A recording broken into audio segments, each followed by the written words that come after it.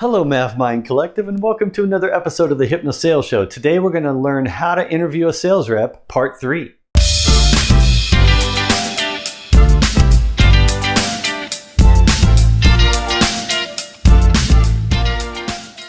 All right, if you've been following along in the series of 6 parts of how to interview a sales rep, we're now on part 3 in this video, in this podcast.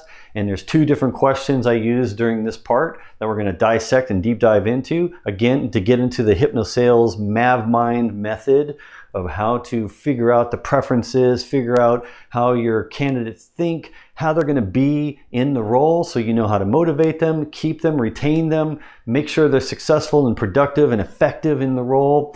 Because if you're interviewing them like normal, everyday other candidates, you're probably determining if they have the skills for the job, if they're going to fit in the culture of the company your company that you're hiring them to. But with these questions in these 6 parts, it's really the questions I've been asking for 15 years, these same questions, because I want to get into the psychology. I want to figure out what's going to motivate them, what's going to keep them getting up in the morning and getting excited about the role. How am I going to keep them and retain them on the team? And also, how are they going to collaborate with everyone else in the team? Because I want teamwork.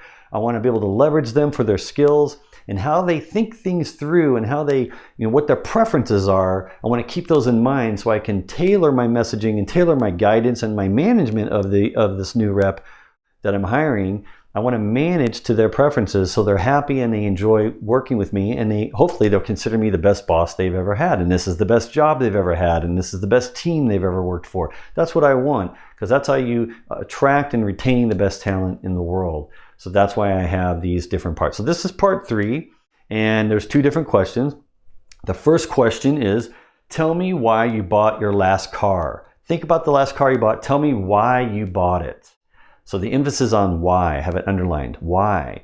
Because I want to understand their decision-making process. And the way they describe the answer to me will give me an indicator of how they think. Okay, both of these questions will, but this first one, describing why they bought a car. It helps me understand how they reason things through, how they are motivated by the reasons to do a task.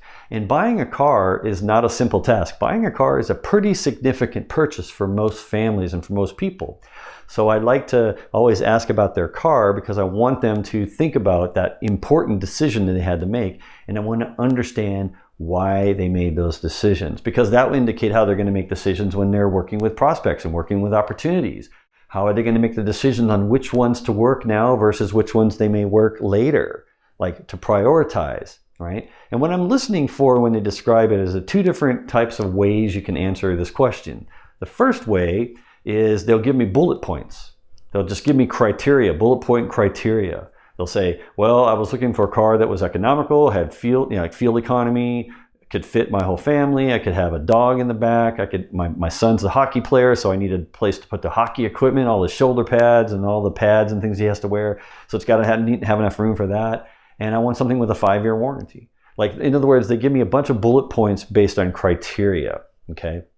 And typically that means that, they're going to be very creative. They're going to be resourceful. They're going to figure out, and they're also differences people. A lot of the time, the differences type preference also plays into this preference of being bullet point criteria.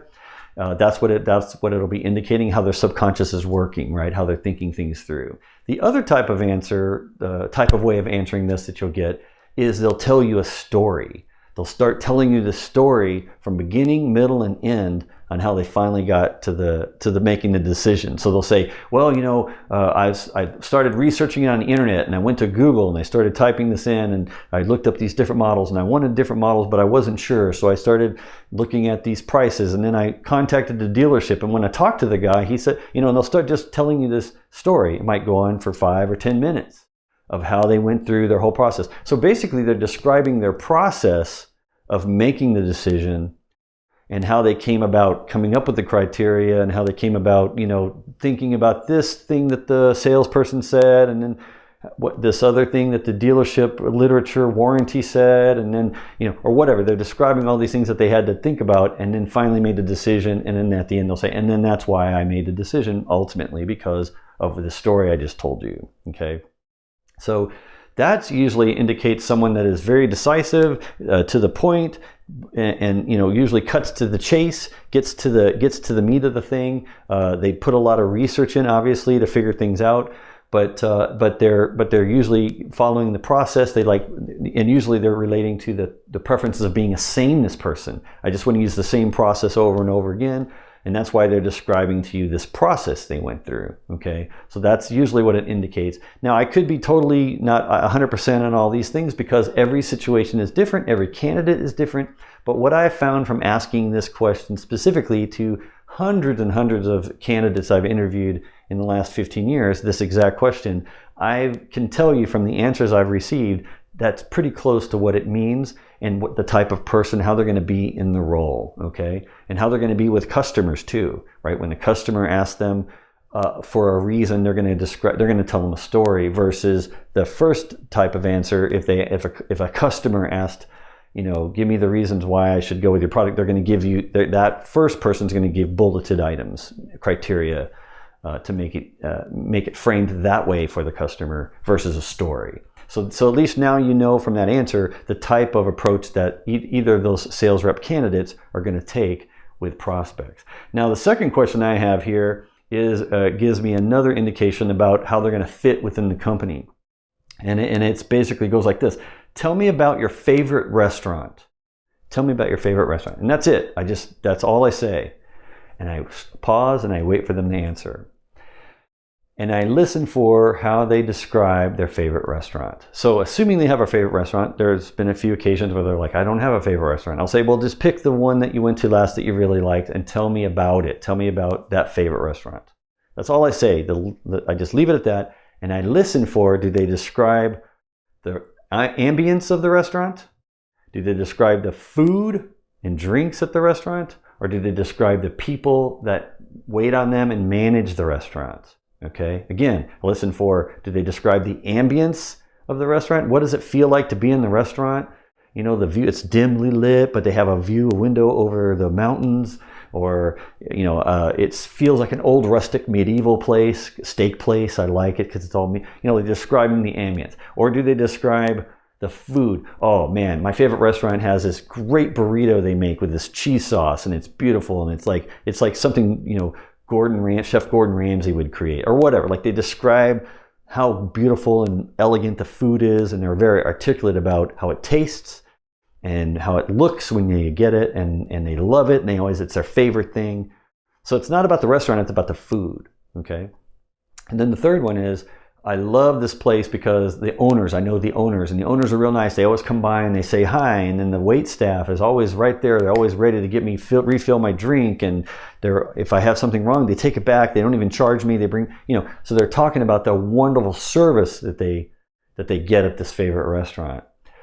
And typically they'll lean towards one of those three things. Now, the reason why I'm listening for those three things is because I'm taking those three things and I'm putting it in parallel to the job that I'm hiring them for. So if I'm hiring them as a sales rep to be on my sales team, I'm listening for those three because they map over parallel to the job. So in this case, if they tell me about the ambience, that means that they're most concerned about the company culture that they're about to step into. That's what they're most concerned about, because that's what they ended up telling you right then and there about the ambience of the restaurant. They're really wanting to know, is this the culture that I'm going to fit in or not? And they're wanting you then to, subconsciously, they want you to describe how great the culture is going to be that they're going to be joining in this company, and they want to hear about that more than anything else. If they talk about the food, then that means they want to hear about the product. They're most concerned, is this the right product for me to sell? Is this the right product for me to represent? Am I going to have comfort levels with talking about this product and selling prospects and clients on this product? So they're going to want to know more about the product. Is it really revolutionary? Is it cutting edge? Is it innovative? Or is it just the same old boring product? They want to know more about that. And that's why they're telling you about their favorite food at the restaurant. That means that they tend to focus on the product and the technology that they're representing or selling. And then, of course, if they tell you about the people that work at their favorite restaurant and wait on you, then they're really wanting to know, what's the team I'm going to work on? And how is it going to be reporting to you as my boss? if you're the hiring manager, for example. So they really want to know, am I going to fit in with the rest of the people that work at this company? So it's not about the company culture or the technology, it's about the team that they're going to work on and with, and managing who's going to manage me and am I going to get along with them. That's what they're most concerned about if they talk about the people at the favorite restaurant. That's really subconsciously what they're concerned about in this role. So it gives you a chance now to address either the culture for them, the technology for them, or the people or the team, and you can reinforce and really give them examples of how it's going to be great and be frank with them, upfront with them about those three things, and then it'll help them make their decision of, I want to come work for this job. Because remember, when you're hiring a candidate, it's not about them selling themselves on you, whether they're the right candidate. You also have to sell them on this is the right culture, the right technology, and the right team to come join as well. And so that's why I like asking this question about just tell me about your favorite restaurant, so I can listen for those things, and then I can immediately start addressing whatever they mention. I can address it on the new job side that they're coming into, the culture, the people, or the technology, and help them to feel comfortable and sell them on it, so they'll be more likely to accept the offer if and when I decide to make the offer and hire them. Thank you for watching. I know you find value in these videos, didn't you? So if you, like me, are in a customer-facing role, I'm wondering if you want to watch another video now, all designed to help you get better at what you do every day. Or not. You don't have to watch another video if you don't want to.